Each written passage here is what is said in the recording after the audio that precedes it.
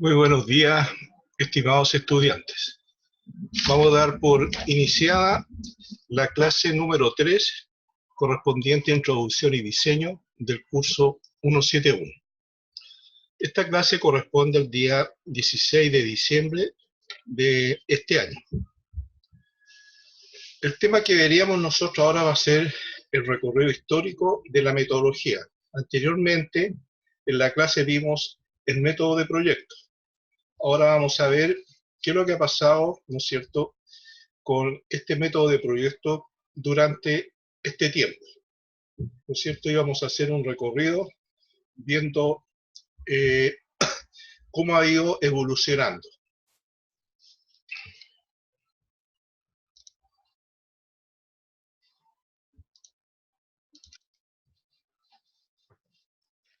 Aquí tengo, ¿no es cierto?, la programación correspondiente al día 16 de diciembre, que es el recorrido histórico de la metodología.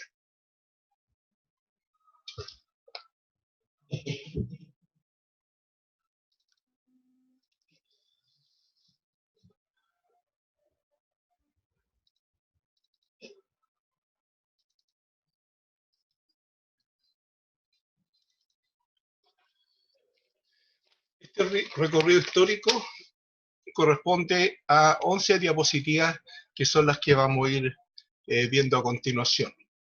A modo de introducción, ¿no es cierto? Ella nos dice que en cualquier situación cotidiana se actúa mediante una determinada secuencia de acciones, planificándolas y aplicándolas con la mayor o menor lógica. Por lo tanto, nosotros debemos tener una metodología en forma especial. El método se opone a la suerte, ya que es sobre todo un orden dentro de un conjunto de reglas. Tanto si la suerte o el azar conducen al mismo fin propuesto, se observan varias cosas.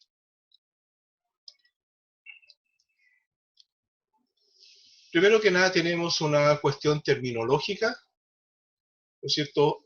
Va a haber metodologías. De esta metodología hay varios, ¿no es cierto? En este caso muestra 3, y cada una de ellas debe tener su proceso propiamente tal, ¿no es cierto? Entonces aquí hacemos una distinción de las terminologías. Como antecedentes previos, vamos a ver que durante la Edad Media, los artesanos unieron el arte a la técnica y el oficio. Posteriormente, en el Renacimiento, se busca un nuevo modo de producir y proyectar objetos en la ciencia y en la ingeniería, realizando estudios sobre estas cosas. Y a partir del siglo XVII se inicia la separación entre el arte y la técnica, acrecentándose esto en el siglo XVIII y culminando en la Revolución Industrial. Hay un auge de metodología. En la década del 60 se registró un auge de la metodología de diseño, culminando con su academización y su correspondiente institucionalización como materia universitaria. El hilo conductor de esta metodología clásica es la idea de la reducción de la complejidad. El pensamiento cartesiano se convirtió en el modelo a seguir. Esto fue en el año 1637. Entonces aquí tenemos 4 premisas que nos dice. Dice, no aceptar nada como verdadero que no haya dado pruebas evidentes de serlo. Dividir cada problema en tantas partes como sea posible. Conducir con orden los pensamientos, empezando con los objetos más sencillos, ¿no es cierto?, para posteriormente seguir con los más complejos. Y por último, hacer revisiones generales, ¿no es cierto?, que nos van a permitir estar seguros de no haber omitido nada. Este es un modelo racionalista cartesiano. Posteriormente, en el año 1962, tenemos a Asimov, que describe cómo los diseñadores industriales vuelven los ojos hacia los métodos de la ingeniería, considerando que existen 2 grandes fases para el desarrollo de un método de diseño, y que estas van interrelacionadas entre sí. La primera sería la planeación y morfología, ¿no es cierto? Y la segunda está dentro del diseño detallado, análisis, hasta la realización del prototipo. Entonces aquí nosotros vemos en este esquema la fase de la planeación morfológica, ¿no es cierto?, donde hay estudio, diseño y fase de diseño detallado. Entonces aquí está la elaboración del proceso de producción, distribución y consumo, que tiene que ver con preparación de diseño, diseño de subsistema y componentes, diseño de partes detalladas, dibujos, modelos, pruebas, hasta el rediseño. Este sería el método de Asimov. Posteriormente tenemos en el año 64 lo que nos dice Alexander. Dice, la clave se encuentra en el análisis riguroso del problema y en adaptar a este la estructura del programa del diseño y no al revés. Su metodología se basa en la armonía entre la forma y el contexto, siendo la primera la solución para el problema del diseño. ¿No es cierto? Y aquí vamos a ver, ¿no es cierto?, su esquema de los pensamientos que hemos mencionado recién, el método de Alexander. Posteriormente está el método usado por la escuela de Ulm, fue desarrollado por Hans Hugelot en el año 1963, quien experimentó un interés especial por la relación entre ciencia y diseño. Hugelot propone una metodología básica para el diseño de productos industriales, ampliada posteriormente por Burdeck en el año 76. ¿No es cierto? Y aquí nosotros tenemos una información, necesidades del usuario, aspectos funcionales, posteriormente va a una exploración de nuevas posibilidades formales, pasando a una etapa de decisión presentando estudios de costo-beneficio. Y posteriormente hay un cálculo, normas, estándares de materiales y producción, cálculo de resistencia, desgaste, etcétera, hasta, ¿no es cierto?, completar en un prototipo. Este sería el método de Hugelot-Burbeck. Posteriormente, en el último cuarto de siglo, aparece Bruno Munari, el año 1979. Este personaje es preferido por el profesor Mario González Carvalho. El método de Munari, que es el método proyectual, consistirá en la realización de una serie de operaciones necesarias dispuestas en un orden lógico, dictado por la experiencia, y relaciona la proyectación con la solución de pequeños problemas, retomando el conocido método cartesiano. El esquema del método de proyectación no será un esquema fijo.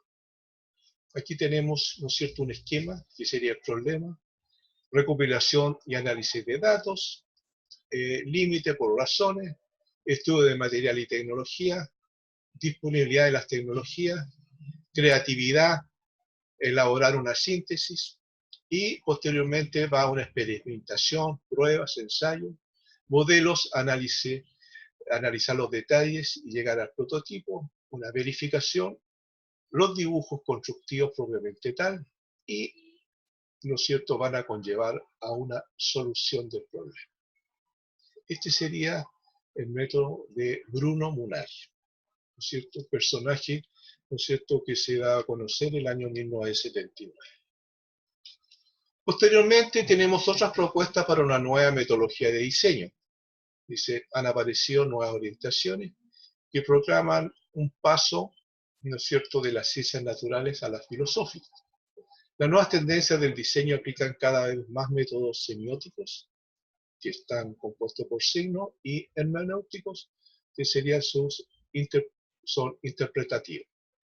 Y aquí, ¿no es cierto?, hay una lógica formal de lo físico, una metodología, también hay una filosofía de la lógica acción intelectual. ¿No es cierto? Y en la metodología tenemos métodos de ciencias filosóficas y también métodos de ciencias naturales. Y esto nos van a llevar a métodos del conocimiento, semiótica, hermenéutica, y los métodos de ciencias naturales tenemos métodos del pensamiento práctico, técnicas de trabajo y métodos creativos, heurísticos, etc. ¿No es cierto? Estas serían derivaciones de la metodología. Y antes de entrar a las conclusiones, también quisiera hacer notar que nosotros al principio de la clase de introducción al diseño, yo les pasé un sistema, ¿no es cierto?, muy simple y sencillo, que corresponde a French, que sería como discurre un proyectista, ¿no es cierto? Que hay 7 u 8 pasos, ¿no es cierto?, básicos, que conviene tenerlos presentes siempre, ¿no es cierto? Y que con ello nos va a llevar, ¿no es cierto?, a un buen análisis, a solucionar un problema que se nos presente, ¿no es cierto? Y también es una metodología para solucionar algún problema. Entonces, como conclusiones, podemos decir que ningún método es infalible en términos absolutos. El mismo método puede ser correcto en unas situaciones e incorrecto en otras. Los métodos experimentados en otros proyectos pueden ser reutilizados a condición de ser evaluados positivamente en función de la nueva situación. Que existen también diversos métodos para proyectar según el diseñador y el tipo de proyecto. Cualquier método puede ser enriquecido por nuevos métodos. Siempre puede desarrollarse un nuevo método ante un nuevo proyecto. Puede incrementarse a partir de modificaciones y de antiguos métodos. La creatividad es aplicable al proceso y a los propios instrumentos metodológicos. El conjunto de métodos posibles no es un número finito, así como tampoco lo son el conjunto de los procesos ni sus resultados posibles. Ese sería, jóvenes, el tema que veríamos en esta clase, ¿no es cierto?, que tiene que ver con la clase número 3, recorrido histórico de la metodología.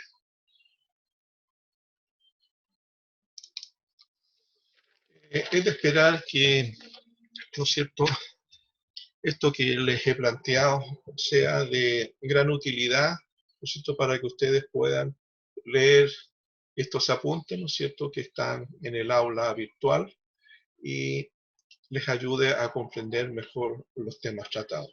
Eso sería, jóvenes, la tercera clase del día de hoy. Hasta luego.